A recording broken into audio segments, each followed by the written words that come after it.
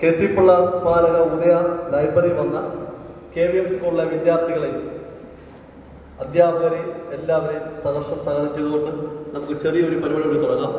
അപ്പോൾ ഒരു ലൈബ്രറിയെ സംബന്ധിച്ച് അതിൽ ഏറ്റവും പ്രധാനപ്പെട്ട ഒരു ദിവസമായി വായനാ ദിനം.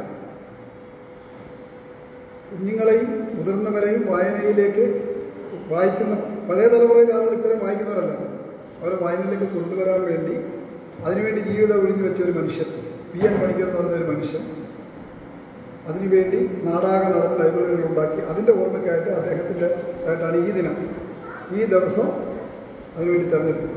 അപ്പോൾ ഇന്നത്തെ ദിനത്തിൽ ഈ നിങ്ങൾ KVM-ലെ ഈ കുഞ്ഞുങ്ങൾ ഇവിടെ വന്ന് ഞങ്ങളുടെ ഈ പരിപാടിയിൽ ഞങ്ങളുടെ ഭാഗമാകുന്നതിൽ അങ്ങേയറ്റം സന്തോഷം ആദ്യം അറിയിക്കുക. നിങ്ങളിൽ വായനാശീലം ഉണ്ടാക്കുക എന്നുള്ളതാണ്.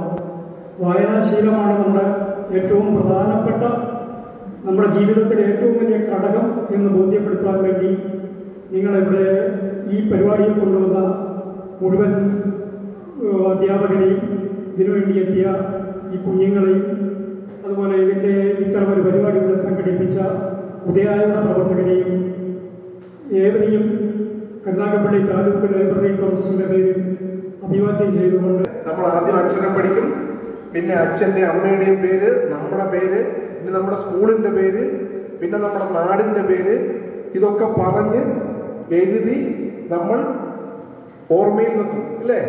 അത് പിന്നെ നമ്മൾ മറക്കുമോ? ഒരിക്കലും മറക്കത്തില്ല. അത് കഴിഞ്ഞ് നമ്മളിതൊക്കെ പറഞ്ഞു കഴിയുമ്പോൾ, നമ്മൾ ഇതൊക്കെ പഠിച്ചു കഴിയുമ്പോൾ നമ്മൾ വായിക്കാൻ ശീലിക്കും അല്ലേ? നല്ല നല്ല കൊച്ചു കൊച്ചു പുസ്തകങ്ങൾ, കഥകളുള്ള പുസ്തകങ്ങളുണ്ട് അല്ലേ? ഒരുപാട് പുസ്തകങ്ങളുണ്ട്. ഇത്തരം പുസ്തകങ്ങളുള്ള സ്ഥലമാണ് ഇത്. എവിടാ? എന്തോ ഈ സ്ഥലത്തിന്റെ പേര്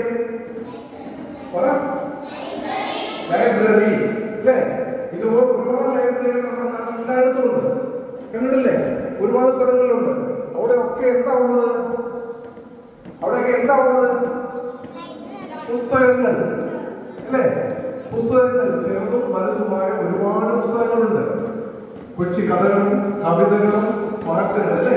ഇതൊക്കെ ഉള്ള ഒരുപാട് പുസ്തകങ്ങളാണ് ഈ അലമാരകളിലൊക്കെ അടുക്കി വെച്ചേക്കുന്നത്. ദിവസത്തിന്റെ പ്രത്യേകത പറഞ്ഞിരുന്നില്ലേ? എന്താണ് വായനാ ദിനം? ഇത് മാത്രമാണോ വായനാ ദിനം? ഇന്നത്തെ ദിവസത്തേക്ക് മാത്രമാണോ വായിക്കേണ്ടത് നമ്മള്? പിന്നെയോ എല്ലാ ദിവസവും നമ്മൾ വായിക്കണം. എന്താ വായിക്കണ്ടേ? ബുക്കുകൾ മാത്രമല്ല, ന്യൂസ് പേപ്പർ തൊട്ട് നമ്മൾ തുടങ്ങണം. ഒരു മോർണിംഗിൽ ന്യൂസ് പേപ്പർ മുതൽ എല്ലാ ബുക്കുകളും ലൈബ്രറി ടെസ്റ്റും എല്ലാം നമ്മൾ വായിച്ച് വളരെ വായനയുടെ പ്രാധാന്യമൊക്കെ വളരെ വിശദമായി ഇവിടെ സംസാരിച്ചു കഴിഞ്ഞു. ഞാനിവിടെ സമയം ഊഹിക്കുന്നില്ല. വായിക്കണം, ഇവിടെ ഗ്രന്ഥശാലയിലേക്ക് വന്ന് പുസ്തകങ്ങൾ എടുക്കണം, പത്രമാധ്യമങ്ങൾ വായിക്കണം. വായനയെ കൂടുതൽ ഊർജ്ജസ്വലമാക്കുവാൻ നിങ്ങൾക്ക് കഴിവുണ്ടാകണമെന്ന് മാത്രം.